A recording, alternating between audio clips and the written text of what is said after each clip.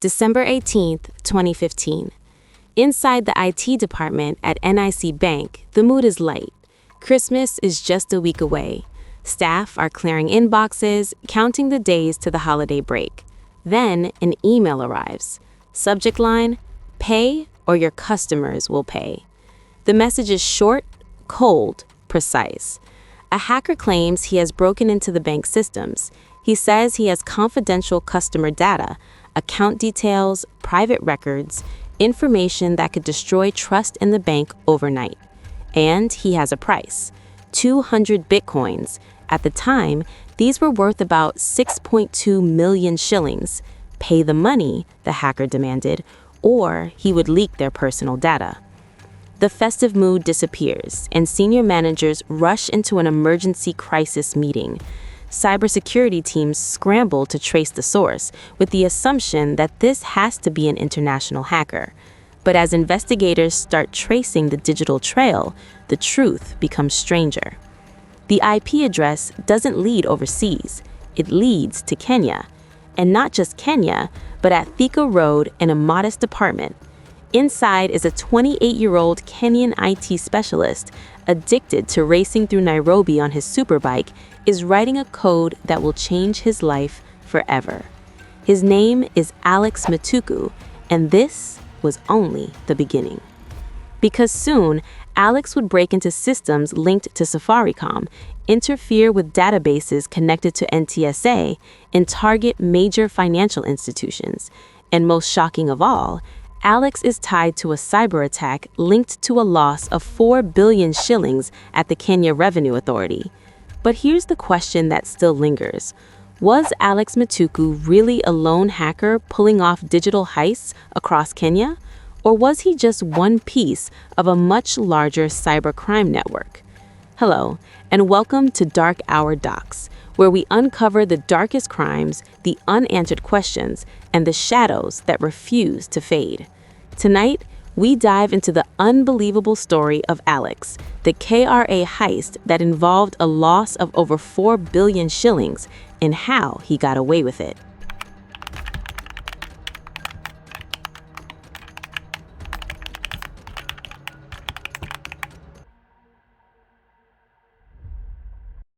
To understand what led to this, you have to go back to Eastern Kenya, 1989. That's where Alex was born. From an early age, the signs were obvious. Alex was different. In class, he wasn't just good, he was consistently the best. Teachers remember the same pattern year after year. Top of the class, sharp with numbers, and faster than most when it came to solving problems. At primary school, he set the pace early, and when it came to secondary school, the momentum continued. At Kathiani High School, Alex remained disciplined and focused, pushing himself academically until the final test arrived. When the results came out, they confirmed what many already suspected. He scored grade A in KCSE, and that result opened the door to one of Kenya's most prestigious institutions, the University of Nairobi. For Alex, it was a dream come true. He enrolled to pursue a degree in information technology, a field that fascinated him because computers, like puzzles, were systems waiting to be understood. But university didn't just bring education, it brought Nairobi, a city where ambition meets opportunity, and sometimes something darker. Somewhere in the chaos of the CBD, Alex met a man who would quietly shift the direction of his life. His name was Calvin Otieno Ogala. Calvin was not your typical tech enthusiast. He was a former police officer, once attached to the Banking Fraud Investigation Unit. His job had been simple: track down hackers and cybercriminals. But somewhere along the line, the boundaries blurred.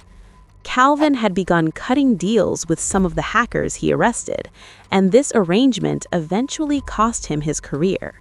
He was dismissed from the police service. But instead of walking away from that world, Calvin became curious about it. He started learning information technology himself, teaching himself how the systems he once protected actually worked. and fate placed them in the same room as Alex. The two met during a hackathon workshop in Nairobi CBD, and they started talking about coding, security systems, and university life. Eventually, Calvin asked Alex for help with something small, a technical problem involving a school system. He needed to alter marks for some students as part of an assignment he claimed to be working on. To Alex, it looked like a harmless technical exercise, so he helped. The code worked, the system changed, and with that single moment, something important formed between them: trust. Over time, their friendship deepened. Calvin saw raw talent in the young student, and so he made an offer. He would take Alex under his wing and show him the ropes of the underground cyber world. But Alex hesitated. Despite him being talented, he was a very cautious guy who knew he still had a lot to learn. So, Alex told Calvin that he needed time to sharpen his skills and truly understand the systems he might one day try to break. Calvin agreed, and he waited for nearly 2 years. All this time, Alex stayed quiet, refining his craft, experimenting with code, and learning how digital defenses worked. After all that, Alex was ready to test whether his knowledge could survive in the real world.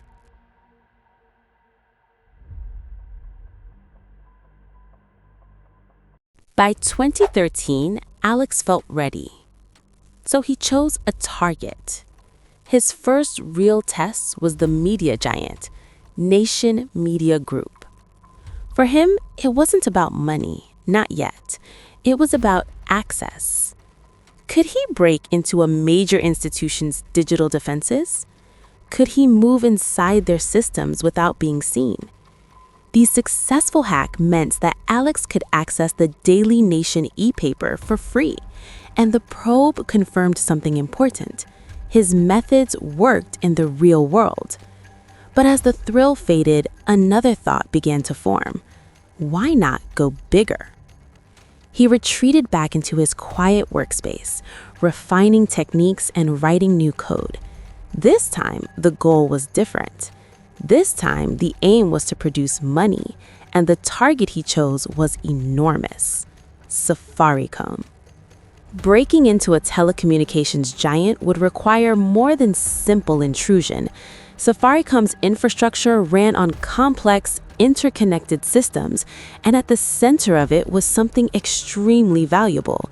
The company operated a convergent billing system, a platform that controlled airtime balances and customer transactions. Alex spent time preparing. Then he made his move. On February 24, 2015, working from his home, Alex interfered with Safaricom's billing system. Once inside, he manipulated the platform and loaded 3,691,500 shillings worth of airtime into a set of phone numbers he controlled. The airtime was then resold at discounted prices, making fast sales and clean profit. To Alex, it felt like good business. But more importantly, it proved that his abilities could generate real money. That success gave him the confidence he had been waiting for to reach out to Calvin for a much bigger heist. So, Alex sent a message to Calvin and told him that he was now ready. Calvin didn't hesitate. He welcomed Alex into his cybercrime network, a group known as the Fork Bombo Gang. Their method was simple but effective. They targeted banks, but instead of attacking from the outside, they relied on rogue bank employees on the inside. Those employees would install the gang's malicious software onto internal computers, giving the hackers remote access to financial systems. Once inside, the gang could manipulate transactions quietly. Their first major operation came in August 2015, and their target was NIC Bank. Working through compromised internal systems at the bank's head office, the gang executed a digital theft that siphoned 2.88 million shillings from the institution. The heist succeeded. The money disappeared before anyone realized what had happened. The victory emboldened Alex. A few months later, on December 18, 2015, he pushed the operation further. After gaining access to confidential customer data from NIC bank systems, Alex sent an email to the bank demanding 6.2 million shillings in exchange for not exposing the information. It was a classic cyber extortion attempt. But in a cruel twist, NIC Bank refused to pay. Instead, they contacted law enforcement. Investigators attempted to trace the attackers, but the gang had already insulated themselves behind layers of digital anonymity. Their identities remained hidden, and the investigation stalled. For Alex and the Fork Bombo Gang, it was simply another narrow escape. So, they continued. Throughout 2016, the group carried out a series of salami attacks, small, incremental digital thefts that added up to significant amounts over time. One of the most lucrative operations targeted Kitui's FMIS system, a system used by national and county governments to automate and track public finances. The group was able to siphon millions of shillings from the system by successfully manipulating government payment channels. When the money was divided among the gang members, Alex suddenly found himself wealthier than he had ever imagined.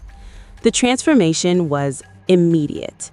He began partying and speaking like a man who believed he had cracked the code of life, quoting rich men and spitting wisdom. The confidence soon spilled onto the internet, with other examples involving him openly bragging about his riches and technical abilities. He also flaunted his riches just before Christmas, telling people to get used to spending their money. With new money in his pocket, Alex decided to travel. His Facebook page depicted a fan-loving young man leading an extravagant life. It is instantly clear that motorcycles and traveling are two of his greatest loves. People could trace his traveling from East Africa all the way to South Africa on Facebook, where he showed off. He also traveled to India and Burundi, trips that seemed to be for fun and leisure. Beside the pool. Yeah. He wasn't shy of sharing his greatest accomplishment, with one post of him near a motorcycle involving him giving thanks for a house, 2 cars, his bikes, and a dog. This did not stop him from mocking the economic hardships of January on his posts, as he continued to have fun while traveling.